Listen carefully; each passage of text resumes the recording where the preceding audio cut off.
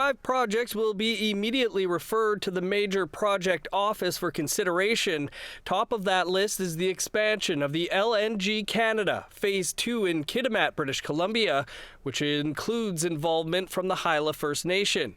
No new oil pipelines or enhancements of infrastructure into Northern Ontario's critical mineral-rich Ring of Fire are mentioned. The Prime Minister said none of the major projects will move ahead unless they advance the interests of Indigenous peoples.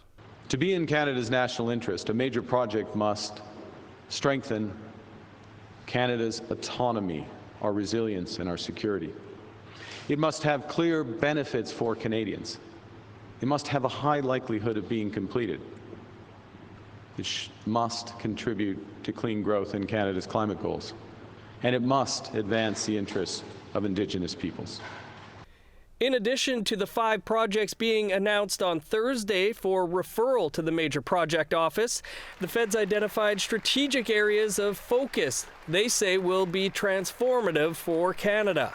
Among them is the Port of Churchill. Manitoba Premier Wab Kinew called it a great day for Churchill, Manitoba, and Canada. One of the things that I really appreciated seeing the federal government talk about today, the Prime Minister mentioning in particular, but also their news release, is the idea of icebreakers being in Hudson Bay to help us have year-round shipping seasons here. Now, there's a lot of work that's going to have to happen. We got to think about wildlife, environment. Our Indigenous partner governments are going to have a lot of input in this process. Part of the Major Projects Office includes an Indigenous Advisory Council that was announced Wednesday evening. 11 representatives from across the country will sit on the council.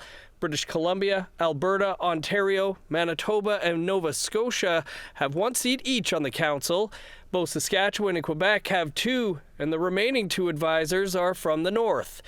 Reaction to the Advisory Council and the list of projects has been swift. And so when I think about any projects that come through Manitoba, you will have to talk to our First Nations leadership first before you enter into our territories. Without that permission, you won't be coming into the region. Kinew feels it was a missed opportunity not to include a First Nations representative from Manitoba on the Advisory Council. The MMF is going to have a role as a Métis government, but the First Nations have to be given that opportunity to engage. They have to have inclusion. So again, Dennis today, Ward, APTN National really News, Winnipeg.